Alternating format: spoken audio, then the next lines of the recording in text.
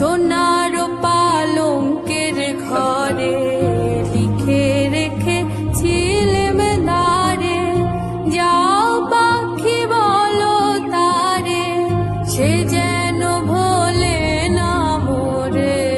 সুখে থেকো ভালো থেকো, মনে রেখো এ আমারে।